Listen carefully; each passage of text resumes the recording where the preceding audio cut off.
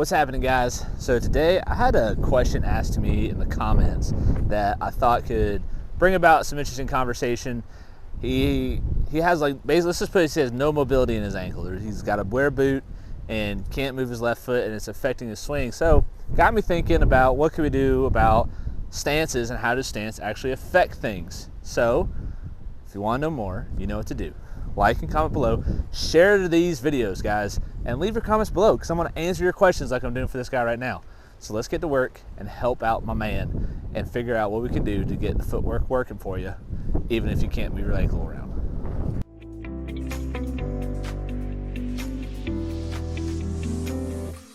One of the things I see a lot is that people conflate where your feet are pointed with where you're aiming, right? You'll see the giggly heads do this stuff, right? And like, oh, see, I told you I was aimed to the right. And first of all, if you do that, pause the video, slap yourself across the face, and then we can have a conversation. Your feet, especially after you hit it, there's no chance your feet are in the same spot. And then two, if they are, you probably can't hit it outside your shadow.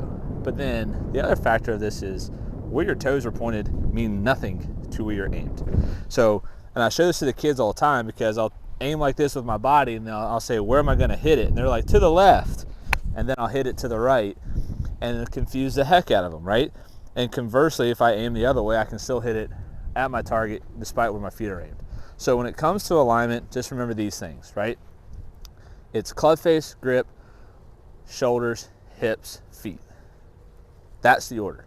Feet have a little bit of alignment stuff, but mostly it does affect your pressuring into the ground and using the ground.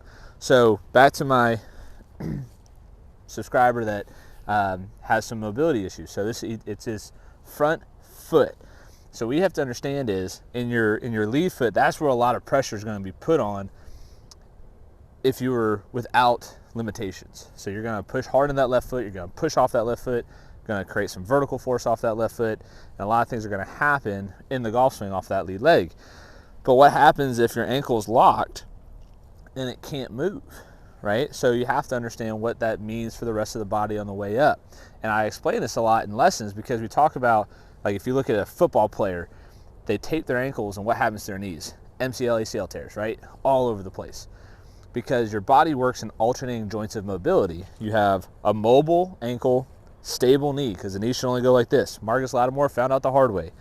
You have a mobile hip, stable lumbar, mobile thoracic, stable again right here between your shoulder blades, mobile in the shoulder, stable in the elbow, mobile in the wrist. So, running through that real quick.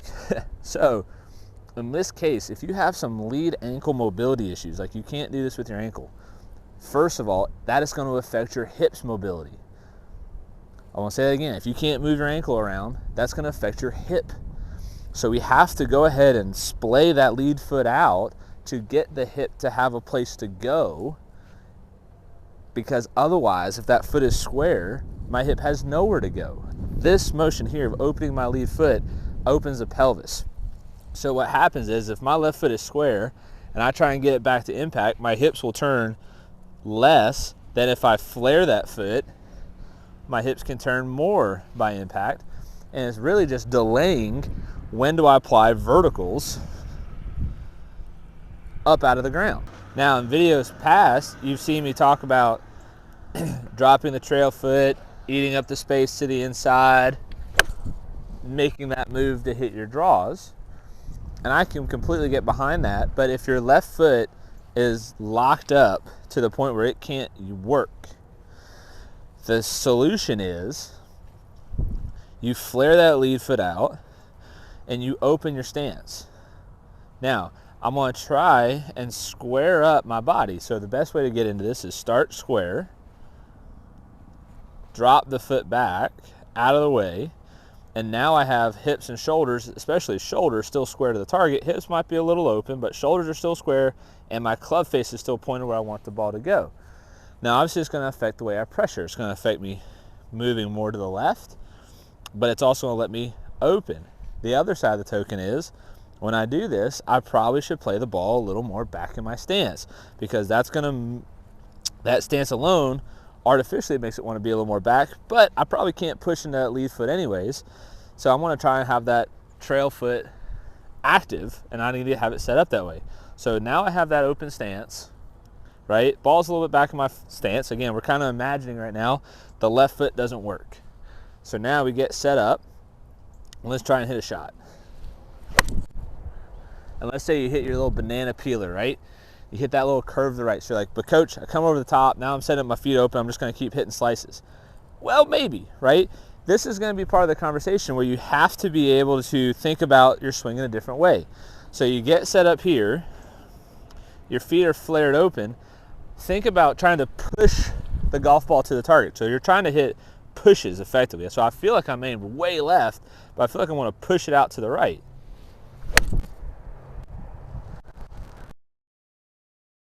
So the feeling is, now I have to try and do something a little different with my hands.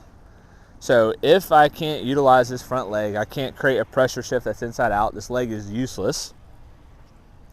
I have to flare out that stance a little bit, and now I kind of have to feel that inside out move. Now the easiest way to feel it is go ahead and let it hinge behind you and hinge out in front of you and create a little push to the right.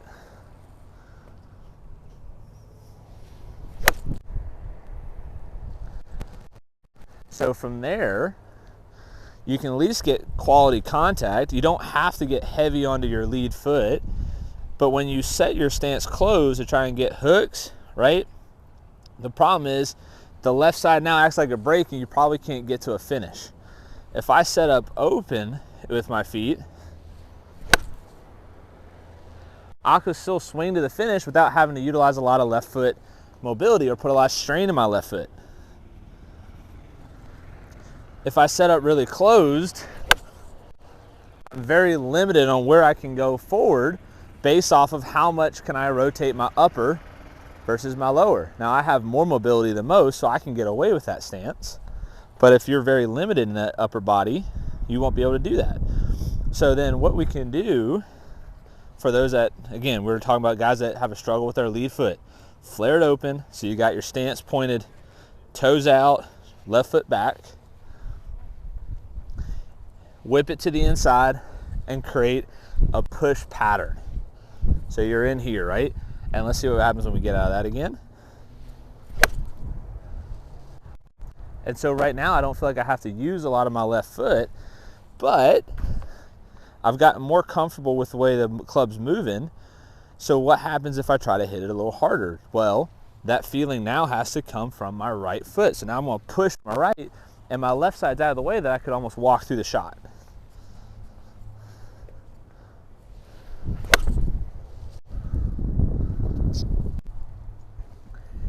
And the left foot can now be cleared out of the way. I can drive that left side and I can walk my right side through the shot without worrying about this left foot being useless or immobile, right? So again, this whole video is based on the guys that are limited getting to the left side. You have ankle problems like the subscriber asked about. You have limited mobility in your left hip, your left leg. You have limited rotational ability, right? Let's say you can't rotate really well with your hips. Well, go ahead and set up with an open stance, right? Doesn't mean you got to hit a banana slice.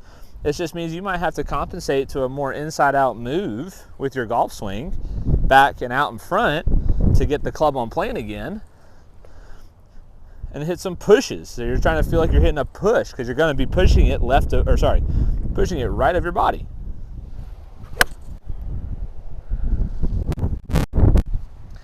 And then remember, there's always grip alterations that you can make to help square the face and help the path. You go more underneath with the right hand, pushes the path behind you and in front of you. You put your left hand more on top this way, get the grip a little stronger to help close the face. So hopefully this helps you.